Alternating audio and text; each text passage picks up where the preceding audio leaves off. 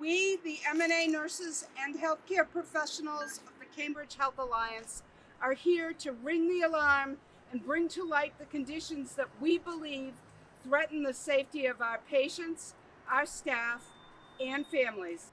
We as nurses hold a sacred trust and obligation under our licenses and professional codes of ethics to work on behalf of our patients, our community, and ourselves. We are our community. Our ultimate responsibility is not to our employer, it is always to our patients. In recognition of our duty to the public, we are here today to alert you to our concerns for our safety due to the inability of our administration to provide us with what we need to keep you safe. Our safety is your safety, and your safety is ours.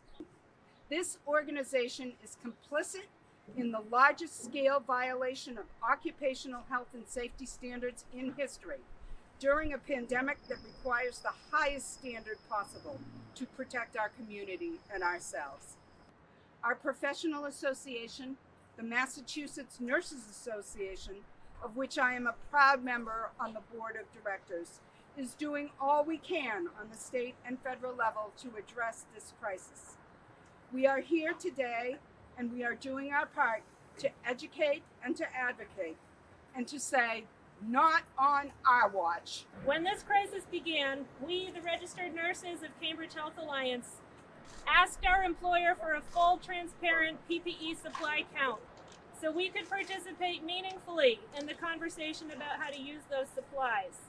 We were denied that opportunity. Here is what happened instead. We were forced to provide COVID care on my unit without N95 respirator protection. People were reprimanded for wearing N95s and directly instructed by managers to remove them. We were denied the option of wearing self-supplied equipment. There were days when my coworkers cried together in private locations. We worked per active hospital policy in dirty disposable gowns shared between multiple caregivers. Our safety was so compromised on my unit, we figured out how to make backup gowns out of trash bags. CHA cannot remain complicit in the industry-wide fiction that healthcare workers have been sufficiently protected during the pandemic, because we have not. This is a mission-driven public organization with a contract with the public and a duty to tell the truth. And CHA can do better than that. We need CHA to lead with us. Thank you. From the beginning of this pandemic, my colleagues and I have felt uneasy due to our administration's changing guidelines and protocols and the frustration in watching so many of the most pressing issues on the COVID unit fail to be addressed. It started with the ever-changing requirements for PPE. In the beginning, nurses who were wearing masks were ordered to take them off in the hallways and other areas, despite the risk that posed to the public and ourselves, so as to not raise alarm. It seems as if with many of the issues we're facing, there's been more of an emphasis on image than safety.